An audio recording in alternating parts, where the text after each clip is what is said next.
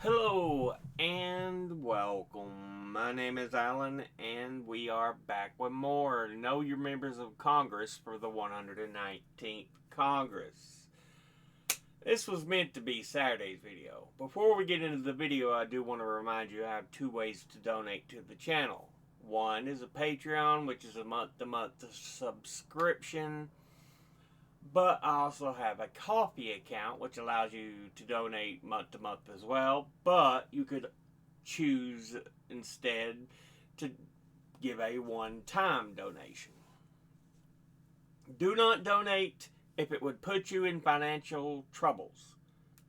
Everything is hard enough for everyone out there right now, and I do not need you doing something that would cause you, trouble.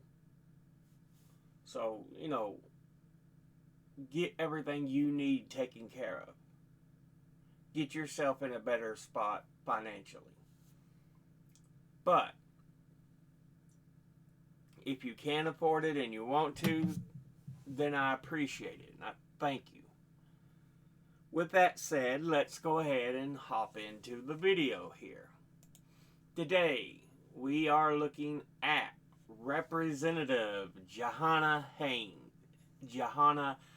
Hayes, who is the representative for the 5th District of Connecticut, and it is the furthest northwest district of the state, because it covers that corner there. But when you start getting into the middle of the state, they have it so weird looking. Anyway, she is a Democrat, and before she took office, she was preceded in office by Elizabeth Esty. Now, let's go ahead and look at who Jahana is as an individual. She was born in Waterbury, Connecticut on March the 8th, 1973. Graduated with an Associate's of Arts from Naugatuck Valley Community College in Waterbury, Connecticut in 2002. Earned a Bachelor of Arts from Southern Connecticut State University in New Haven, Connecticut in 2005. Earned a Master's of Arts from the University of St. Joseph in West Hartford, Connecticut in 2012. Attended the University of Bridgeport in Bridgeport, Connecticut in 2014. Has been a teacher, a public school administrator, before being elected as a Democrat to the 116th and 3 following Congresses. So she is in term 4.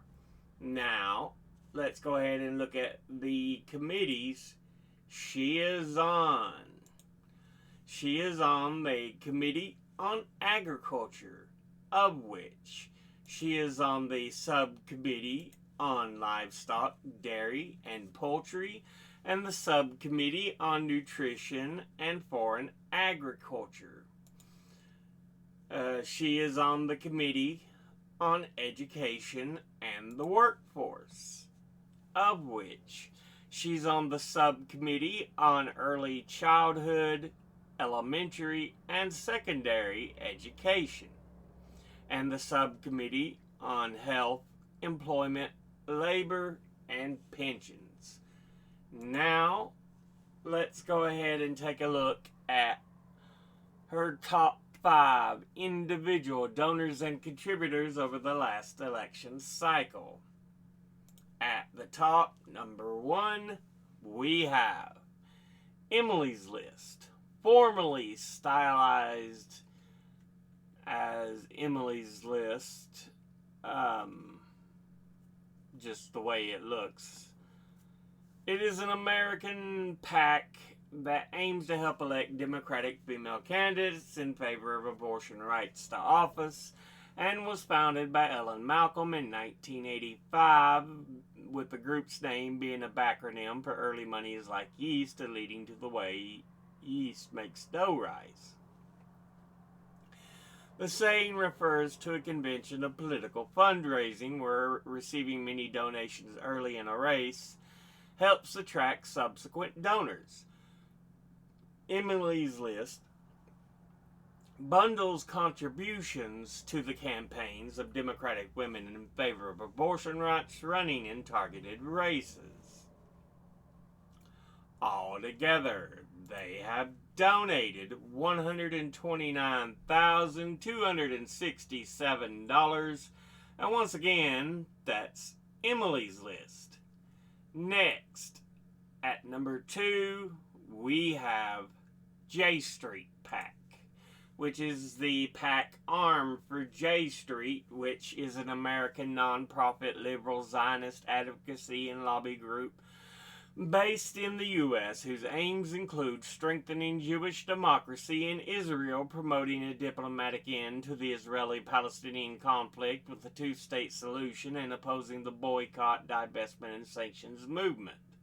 It describes itself as the political home for pro-Israel, pro-peace Americans who want Israel to be secure, democratic, and the national home of the Jewish people.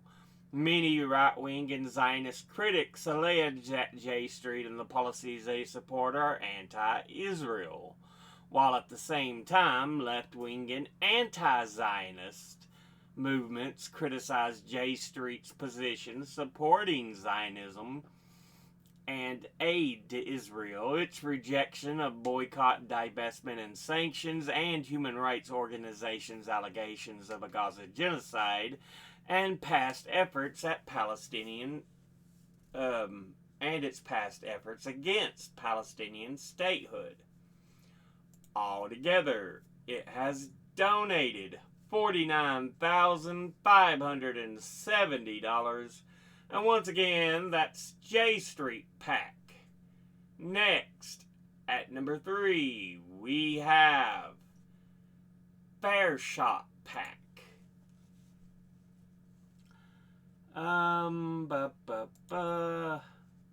They are headquartered in Washington, D.C.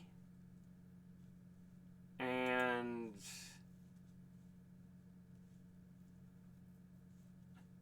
don't really want itemizer. I want to know about the PAC itself.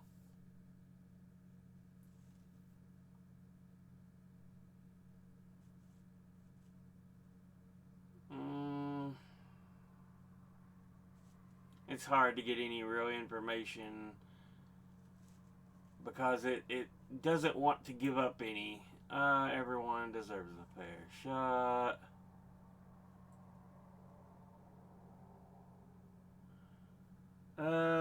Founded by Democratic whip Catherine Clark of Massachusetts, and claims it wants to expand economic opportunity for working families and defending women's rights and access to abortion, protecting Social Security and Medicare, addressing our climate crisis, and stopping gun violence in our communities. That's what it says on its own website. But anyway, altogether, it has donated $23,200, and once again, that's Fair Shot PAC.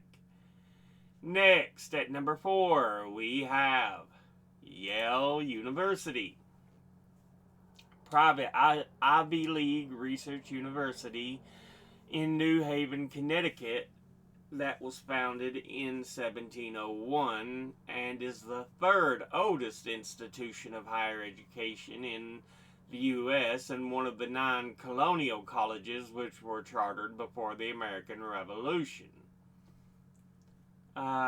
It was established as the collegiate school in 1701 by Congregationalist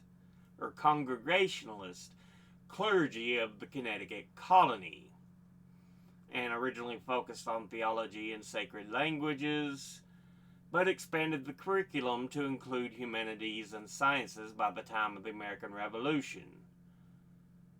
In the 19th century, the 1800s, it expanded to include graduate and professional instruction, awarding the first PhD in the U.S. in 1861 and organizing as a university in 1887. Its faculty and student population grew rapidly after 1890 due to the expansion of the physical campus and scientific research programs. It is organized into 15 constituent schools, including the original undergraduate college, the Yale Graduate School of Arts and Sciences, and Yale Law School. While the university is governed by the Yale Corporation, each school's faculty oversees its curriculum and degree programs. In addition to a central campus in downtown New Haven, the university owns athletic facilities in western New Haven, a campus in West Haven, and forests and nature preserves throughout New England. As of 2025, its endowment was valued at $44.1 billion, making it the third largest among all educational institutions and the second largest among private universities.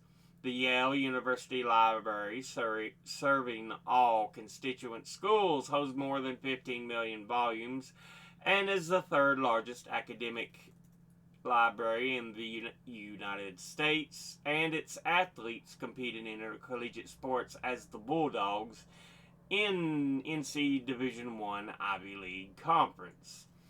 As of October 2025, it had 72 Nobel laureates, 5 Fields medalists, 4 Abel Prize laureates, 3 Turing Award winners, and has been affiliated all of them who have been affiliated with Yale University. Its alumni include 5 U.S. presidents, 10 founding fathers, 19 U.S. Supreme Court justices, 31 living billionaires, 54 college founders and presidents, as well as numerous heads of state, cabinet members, and governors. The university's community also includes hundreds of members of Congress, U.S. diplomats, 96 MacArthur Fellows, 263 Rhodes Scholars, 123 Marshall Scholars, 81 Gates Cambridge Scholars, 102 Guggenheim Fellows, and 9 Mitchell Scholars. Current Yale faculty includes 73 members of the National Academy of Sciences, 55 members of the National Academy of Medicine, 8 members of the National Academy of Engineering, and 200 members of the American Academy of Arts and Sciences. Over 170 Yale alumni have competed in the Olympic Games and have won over 110 medals. Altogether, it has donated $17,545. And once again, that's Yale University.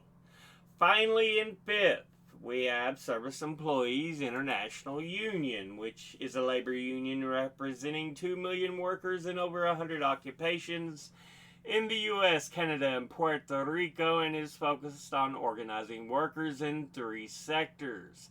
Healthcare, where over half the members work in the healthcare field, including hospital, home care, and nursing home workers. Public services, government employees, including law enforcement, and property services, including janitors, security guards, and food service workers. It has over 150 local branches and is affiliated with the AFL-CIO and the Strategic Organizing Center and the Canadian Labour Congress. Its international headquarters is located in Washington, D.C., and it is one of the largest unions in the country. It is known for strong support of Democratic candidates, blah, blah, blah. Okay. It was founded in 1921. Altogether, it has donated $15,000. And once again, that's Service Employees International Union. Now, let's go ahead and look at the top 5 industry donors and contributors over the last election cycle. At the top, number 1, we have Retired, who altogether have donated $464,518. Next at number 2 is Leadership PACs, who altogether have donated $289,316. Next at number 3 is Securities and Investment, who altogether have donated $279,214. Next at number 4 is Women's Issues, who altogether have donated $184,670. And in 5th, we have Lawyers and Law Firms, who altogether have donated $166,016. Now let's look at all the donors at a glance. Individually, Emily's List, okay, good. While I like Emily's List purpose, I don't like that they're a PAC. J Street PAC, boo, suck.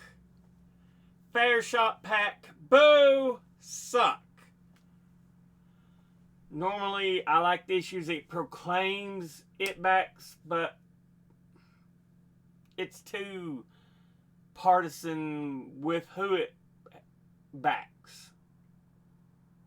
If you were going after a sole issue like Emily's List, that's great, but no. It's more of a partisan pack than anything. Yale University, great, wonderful. I was trying to remember how I did that. Service Employees International Union, great, wonderful. Kind of a mixed bag there. Industry-wise, Retired, great, absolutely wonderful. Leadership PACs, boo, suck. Securities and Investment, boo, suck. Women's Issues, great, absolutely wonderful. Lawyers and Law Firms, ooh.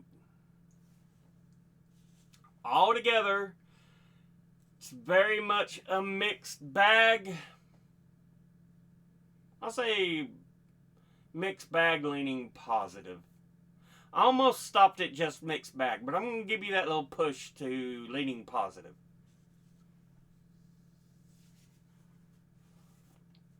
Anyway, this has been a look at Representative Jahana Hayes, who is the representative for the 5th District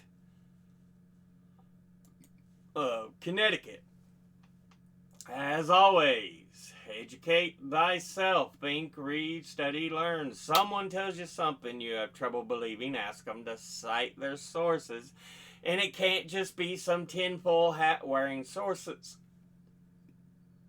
or a collection of anecdotes put together as if it's some proof. I'll be putting my links and sources in the description box below the video. Thank you all for watching.